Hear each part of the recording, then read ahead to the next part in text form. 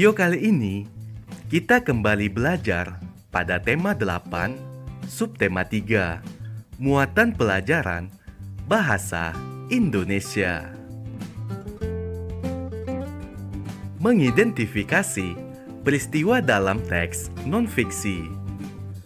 Kamu dapat mengetahui peristiwa dalam teks dengan cara membaca dengan saksama.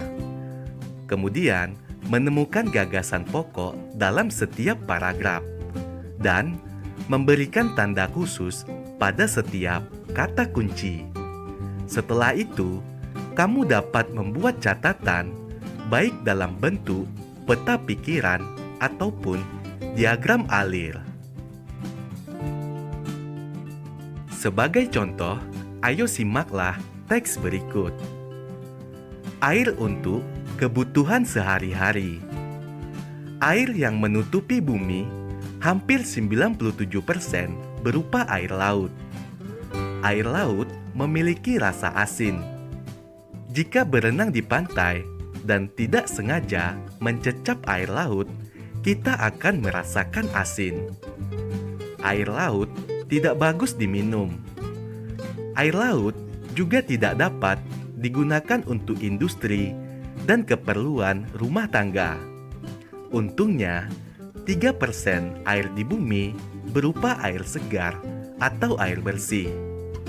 Air bersih dapat diminum dan digunakan untuk keperluan rumah tangga. Air dapat dikatakan bersih jika memenuhi syarat secara fisik, kimia, dan mikrobiologi. Secara fisik, air bersih harus jernih atau tidak keruh, tidak berwarna, tidak berasa, dan tidak berbau. Air bersih juga tidak mempunyai endapan dan suhunya sejuk, antara 10 derajat sampai dengan 25 derajat Celcius. Secara kimia, air bersih tidak boleh mengandung zat kimia berlebihan dan zat beracun. Air bersih harus mengandung cukup yodium. Sementara, secara mikrobiologi, air bersih tidak boleh mengandung kuman penyakit seperti disentri, tipus, dan kolera. Air bersih dibutuhkan manusia dalam jumlah yang sangat besar untuk memenuhi kebutuhan. Air dapat diambil dari sungai-sungai terdekat. Caranya, air sungai dialirkan dan disimpan dalam tangki penampung yang sangat besar. Kemudian, ditambahkan sejumlah kecil gas klorin untuk membunuh kuman berbahaya. Selanjutnya, air dipompa melalui pipa bawah tanah menuju rumah penduduk untuk keperluan sehari-hari. Selain sungai, sumber air bersih juga didapatkan dari penggalian tanah yang disebut sumur. Sumur dibuat oleh masyarakat sebagai sumber air untuk keperluan sehari-hari. Pada zaman dahulu, orang menggunakan timba untuk mengambil air di sumur. Sekarang, masyarakat menggunakan pompa air bertenaga listrik. Air dipompa dan dialirkan ke atas melalui pipa menuju bak penampung air, kamar mandi, serta dapur. Ayo perhatikan gambar berikut. Gambar ini merupakan peta pikiran terhadap teks yang baru saja kamu simak. Pada bagian tengah atau titik pusat peta pikiran adalah judul dari teks tersebut, yaitu air untuk kebutuhan sehari-hari. Selanjutnya, pada peristiwa 1 merupakan bagian dari paragraf 1. Peristiwa 2 bagian dari paragraf 2. Peristiwa 3 paragraf 3 dan peristiwa 4 diambil dari paragraf yang keempat. Menjelaskan peristiwa penting teks non-fiksi dengan menjawab pertanyaan. Dalam menemukan peristiwa yang terdapat pada teks, terlebih dahulu kita perlu membaca dan memahami isi teks dengan baik. Semua peristiwa tersebut dapat kita temukan dengan menjawab pertanyaan-pertanyaan yang diajukan. Salah satu cara membaca yang baik adalah dengan membaca dalam hati atau tidak bersuara. Sebagai contoh, ayo simaklah cuplikan teks berikut. Air adalah sumber daya alam yang sangat penting untuk menjaga kesehatan tubuh. Oleh karena itu, sebagai seseorang yang akan selalu menggantungkan diri pada air, kita memang sudah seharusnya untuk menjaganya. Meskipun air termasuk sumber daya yang terbarukan, namun untuk air bersih, ternyata sumber daya ini tidak dapat diperbarui. Keberadaan air bersih yang terus berkurang setiap tahunnya membuat kita terus waspada akan persediaannya.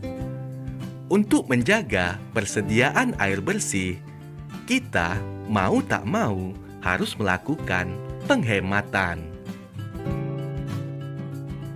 Berikut adalah contoh membuat pertanyaan dan jawaban berdasarkan teks tersebut. Contoh pertanyaannya, bagaimana cara menjaga persediaan air bersih? Jawabannya adalah, cara menjaga persediaan air bersih yaitu dengan melakukan penghematan air bersih. Menyampaikan peristiwa penting melalui peta pikiran. Peta pikiran merupakan cara mengembangkan kegiatan berpikir ke segala arah dan menangkap ide dari berbagai sudut pandang. Peta pikiran mampu menghemat penggunaan waktu dalam mempelajari suatu informasi. Berikut adalah contoh membuat catatan peristiwa pada teks dalam bentuk peta pikiran.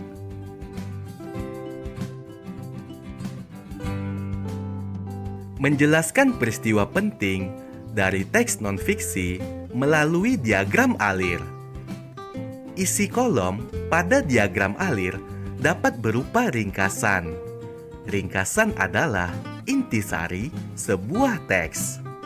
Dalam meringkas, urutan setiap peristiwa pada teks harus sesuai dengan isi teks sebenarnya. Setelah selesai meringkas, masukkan ringkasan tersebut ke dalam kolom-kolom yang sesuai pada diagram alir. Menuliskan peristiwa dari teks non-fiksi dalam bentuk peta pikiran. Peta pikiran mampu memangkas waktu sehingga lebih efektif.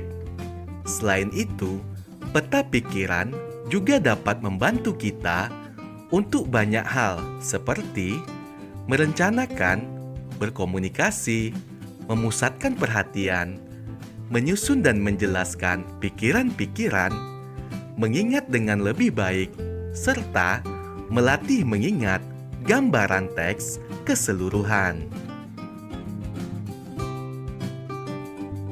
Menuliskan peristiwa dalam teks non-fiksi.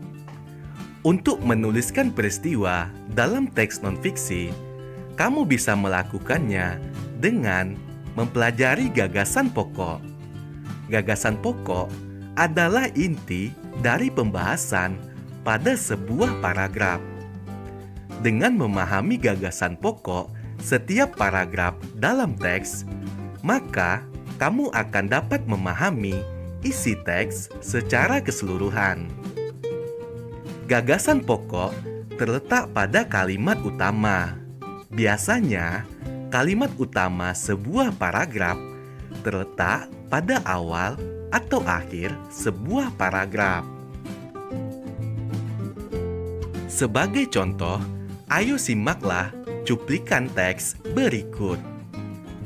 Tanah Toraja memang dikenal dengan berbagai macam warisan budayanya yang sangat kaya dan tentunya memiliki keunikan tersendiri. Warisan budaya dari Tanah Toraja berhasil dibuat menjadi sebuah bagian dari kegiatan pariwisata di wilayah Tanah Toraja. Hal ini membuat Tanah Toraja menjadi salah satu destinasi wajib yang harus dikunjungi ketika menyambangi Sulawesi Selatan. Informasi penting berdasarkan teks tersebut yaitu Tanah Toraja memang dikenal dengan berbagai macam warisan budayanya. Yang kedua, warisan budaya dari Tanah Toraja berhasil dibuat menjadi sebuah bagian dari kegiatan pariwisata di wilayah Tanah Toraja. Selanjutnya, kalimat utama teks tersebut. Tanah Toraja memang dikenal dengan berbagai macam warisan budayanya yang sangat kaya dan tentunya memiliki keunikan tersendiri. Kalimat utamanya berada di awal paragraf.